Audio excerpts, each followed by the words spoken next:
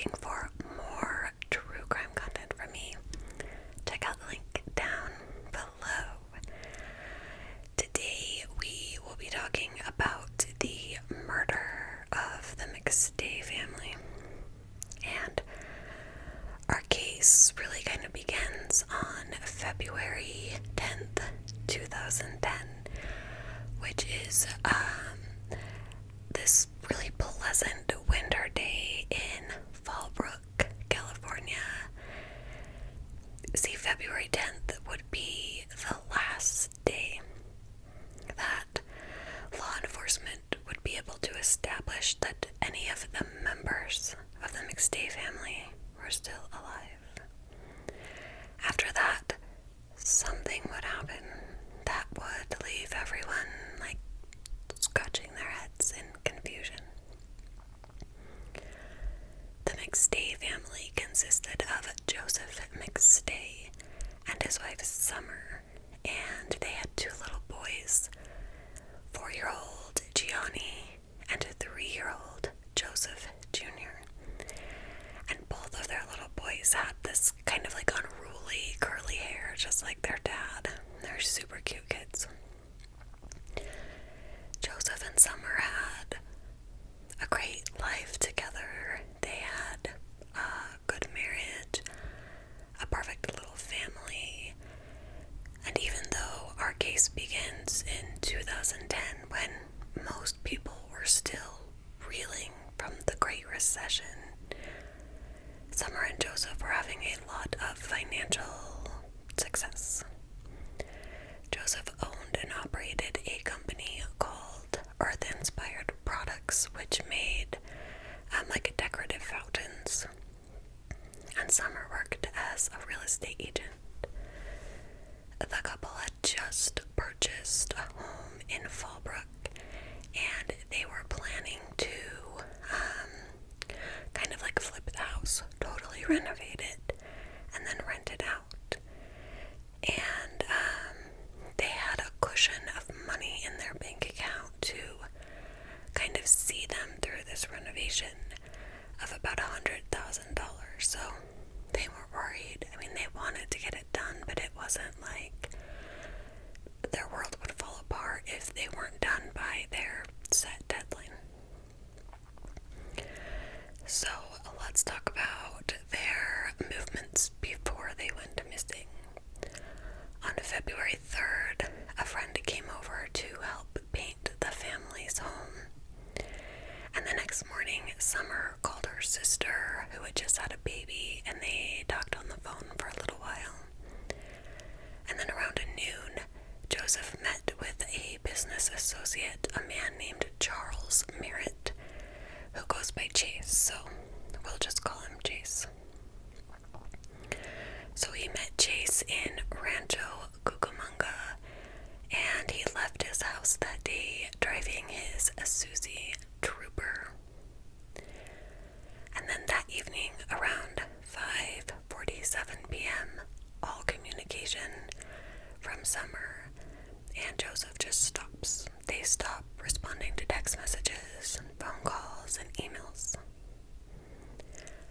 At 7:47 p.m., the McStay's neighbor's security camera would pick up a vehicle driving down the street. Now, this camera was set to watch the neighbor's home, not necessarily the traffic on the road. So only the bottom portion of the vehicle is seen, and whoever's driving the car, as well as any passengers that may be in the car, can't be seen from this footage. And then after this, the McStay family home seemed pretty empty and quiet for a couple of days. No one noticed the family coming or going, and after a few days, friends began trying to get a hold of them, but calls and texts were going unanswered. On February 8th, so 4 days after the last time the McStays had been seen, Joseph's SUV was found abandoned along the Mexican border. It was impounded at the time, just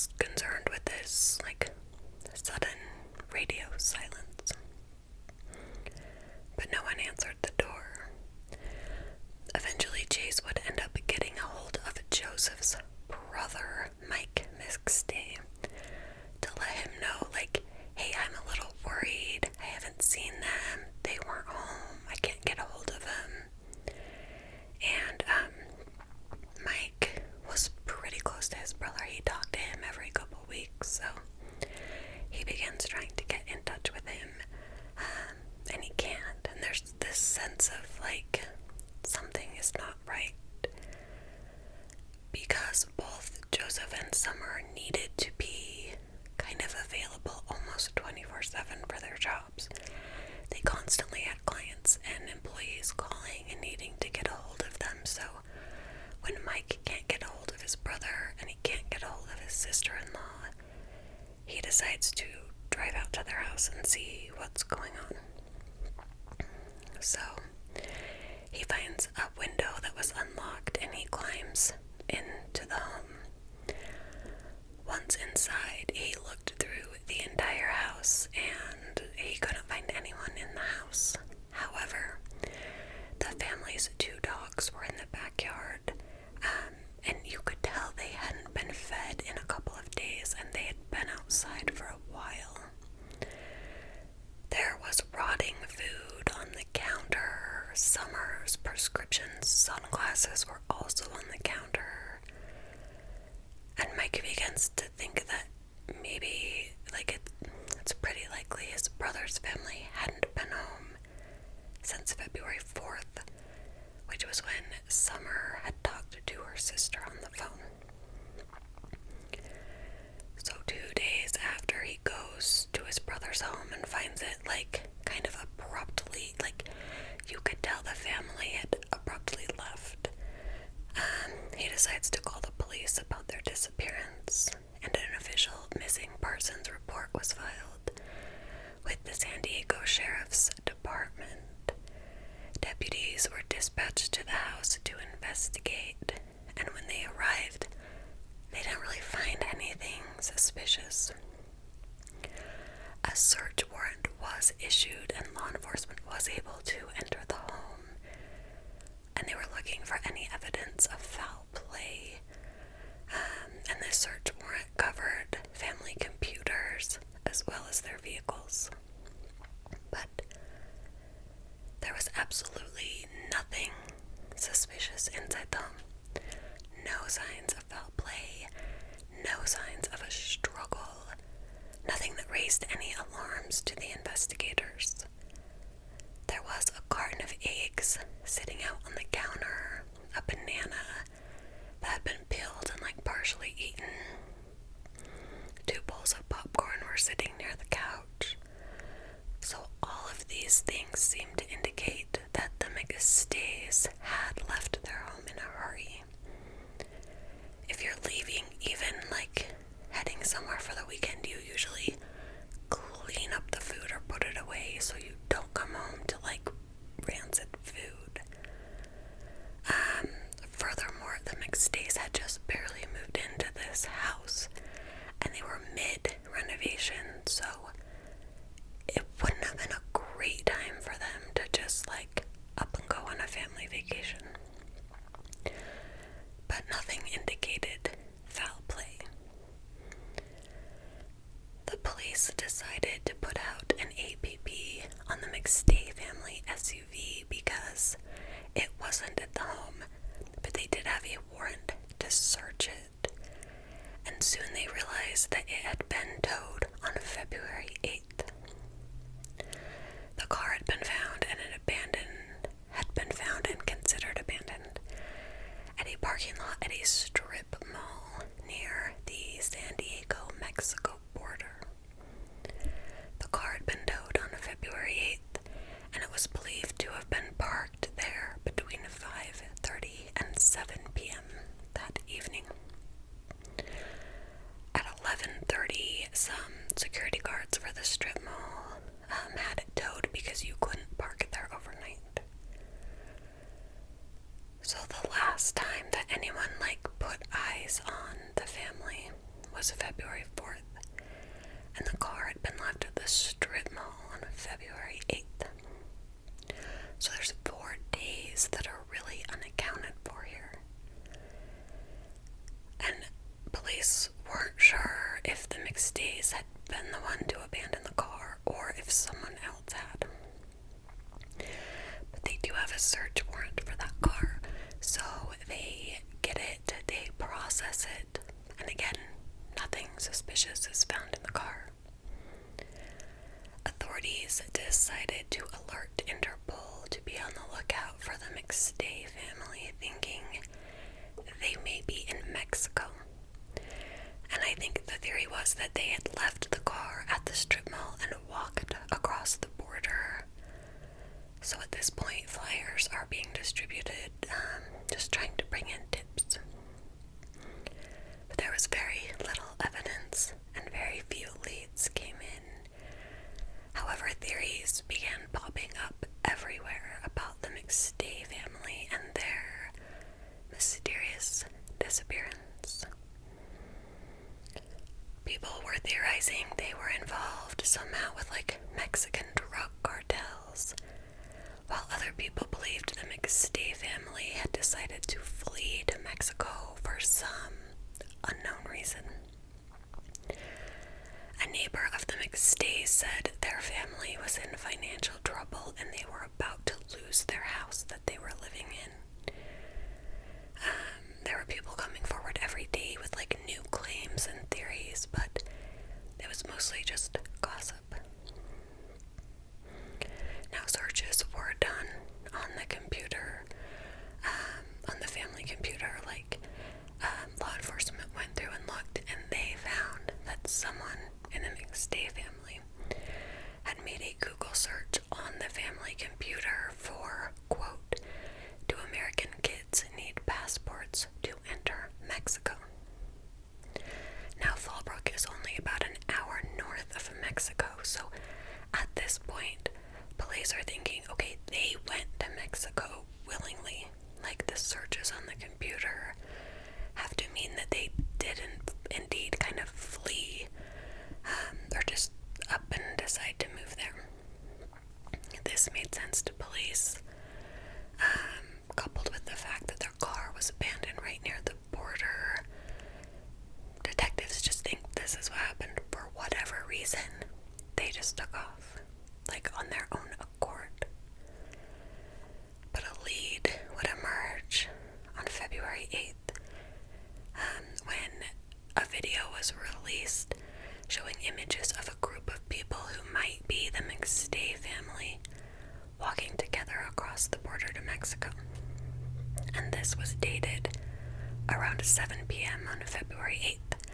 So it kind of lines up with the timeline. This is the night they were believed to leave their car in the strip mall. And this is also important because if the McStay family walked across the border to Mexico, that border is where California law enforcement's jurisdiction ends.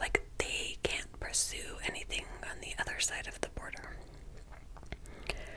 So police are still kind of following up on leads, but they really don't have anything to go on. And they have no evidence that a crime has been committed. And by April of 2013, they would officially declare the case closed. Just saying the family had more than likely moved to Mexico because they wanted to, for whatever reason. There had also been several reports of people, reported sightings of the family, so the police are okay, well, we are done with this. Members of the family, though, they did not agree. They said that Summer and Joseph would have never just up and left and not told anyone where they were going. Plus, around this time, there had been so much cartel violence in Mexico that they wouldn't have gone there. Another reason that the family completely dismissed this theory is because Joseph and Summer's bank account had over $100,000 in it. If they were planning on leaving, starting over somewhere else, going on an extended vacation, they would need that money. And there was no activity on Joseph and Summer's personal bank account. Plus, Summer's passport was expired, so if she went to Mexico, she would have a really hard time getting back.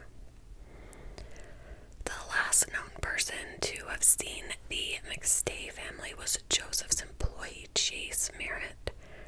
And he had been the first one to raise alarm bells in the case. Now let's go back and talk about that neighbor's surveillance footage for a minute from February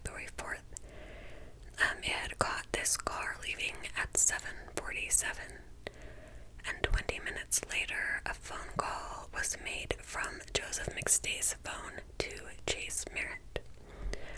This call went unanswered, and Chase would later say, like, he was at home, it was late, and he would just call Joseph back in the morning, like he wasn't gonna talk about work when he was off work. As police started looking into Chase, they found that he had a criminal history. He had felony convictions for burglary and stolen property. He'd stolen $32,000 in drilling and welding equipment from a company. And even acquaintances of Chase's would come forward to tell police that they needed to definitely check out, like, any connection between him and the missing family. Chase told police that he had spent about an hour with Joseph on the day he went missing, and according to him, they had lunch to discuss a business deal. They had been made aware of this new opportunity overseas, and they were, like, meeting to discuss it. Chase really didn't have any more information for police other than this business lunch, but they were becoming very suspicious of Chase, and he was, like, super defensive. He didn't want his name being dragged through the mud in connection with this family being missing, especially since police had already publicly come out and said, look, we think the family went to Mexico. Then, on November 11th, 2013, 3 years after police had essentially just closed the case, there was a big break. On Monday, November 11th, 2013, which was, like, it happened to be the last day of this 3-day weekend, a man named John Bluth was taking advantage of the holiday and, like, the good weather by going out and doing some off-roading motorcycle riding. He was out riding on a patch of desert near the intersection of Stoddard Wells and Quarry Roads near Victorville, California, when something would catch his eye, and this something was compelling enough that he got off his motorcycle to investigate, and what he found was a small, curved bone. He was concerned that what he had just found was part of a human skull, so he called 911 to report what he had found, and the San Bernardino County Sheriff's coroner went out to the area, and 4 days later it was announced that the bodies of Joseph Summer and Summer McStay had been identified, as well as the bodies of their 2 children. And so the family had been found. Autopsies showed that the family had been killed by blunt force trauma, and it was believed to have happened inside the McStay's home. Joseph had an extension cord tied around his neck. Summer had paint splatters all over her body, which matched the paint being used in the home renovation. Along with the bodies, police found a 3-pound sledgehammer buried with them. And this hammer was actually smeared with the same paint found at their house. The hammer would end up being the murder weapon.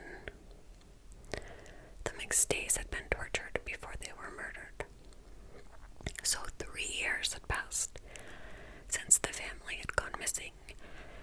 And investigators, they were still kind of looking into it, but they hadn't really been investigating their disappearances. So once the bodies were found and the case was reopened, they kind of had to start at square one. They began pulling financial records for Summer and Joseph, and they are shocked when they realize that over the past 3 years, Joseph's business accounts have been being accessed, like money just keeps being withdrawn. And it's like very large sums of money. And they're like, whoever's taking this money knows Joseph is dead. Law enforcement soon had evidence that Chase Merritt, the welder who worked with Joseph, was the person withdrawing the money. And Chase was the initial person who would kind of let people know that the family was missing. On November 5th, 2014, Chase was arrested for the murders of the McStay family. Police had recovered his DNA on the steering wheel and the gear shift in the trooper that had been abandoned. The FBI also found that Chase had called Joseph's phone 27 times on February 4th, the day they went missing. 27 phone calls from one person in one day is pretty aggressive. Tire tracks recovered from the scene were also matched to tire tracks on Chase's Chevy truck, and it was discovered the area where the bodies were found were just a few miles from where Chase had gone to high school, so he was very familiar with the area. Police kept digging as they needed to find a motive, and they found that Chase had a pretty significant gambling problem. In the days after the family went missing, checks from Joseph's bank account had been written out, totaling $21,000, and he would just turn around and lose this money at casinos. Evidence presented at the preliminary hearing suggested investigators believed the family may have been attacked at their home. There were no shoes recovered from the grave site where the bodies were found. And Summer didn't have a shirt on. She was wearing a sports bra that had been splattered in paint, so it was theorized they were all home. They had their shoes off. The boys were watching a movie. Summer was painting when Chase showed up. The detective said there were pieces of blue painter's tape affixed to the walls of the family's kitchen, and the same blue painter's tape was found in their graves as well. So the murder trial lasted for 4 months, and Chase was found guilty on 4 counts of first-degree murder. The jury found the special circumstance of multiple murders, which meant they could charge him with capital murder and seek the death penalty. Chase Merritt, who was 62 at the time, was sentenced to life in prison for murdering Joseph McStay, who was 40. He was given the death penalty for killing Summer, Gianni, and Joseph Jr. And he is now at the San Quentin. He is now on death row at San Quentin. Chase spoke at his sentencing while still claiming he was innocent, and he said, quote, "I loved Joseph. He was a big part of my family and my family's life, and I would never hurt him in any way. I would have never raised a hand to a woman or a child. I did not do this thing," end quote. Now, Joseph's father also spoke at the sentencing with a victim impact statement, talking about how Chase had destroyed several lives because of his narcissism and psychotic actions. He said, quote, "I hope you burn in hell, but I will pray for your family and your children, as they are all just more innocent victims. And you had absolutely no regard or caring for when you murdered your family and caused such pain and suffering that will last forever." Charles Merritt Chase was sentenced to death on January 21st, 2020. I think that something went wrong at that business lunch. Part of me thinks that perhaps he had already been stealing from Joseph, and Joseph set up the lunch to kind of confront him. And things went sideways, which was why he called him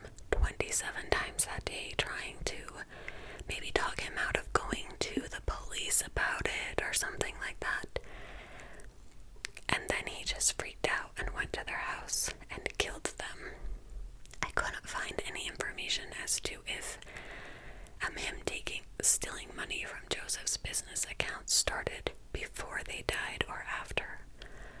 But of course, it's also possible he was in a lot of gambling debt and he needed the money, wanted the money, and just went to their house that night and killed them, and tried to make it look like they had gone to Mexico so that no one would be looking for them, which kind of happened for like 3 years. No one was really looking for them, and he was just continually taking out thousands and thousands and thousands of dollars of their money. Anyway, thank you guys so much for joining me for this video. Let me know what you think down in the comments. Please like this video and leave a comment. It helps so much with like the YouTube algorithm. So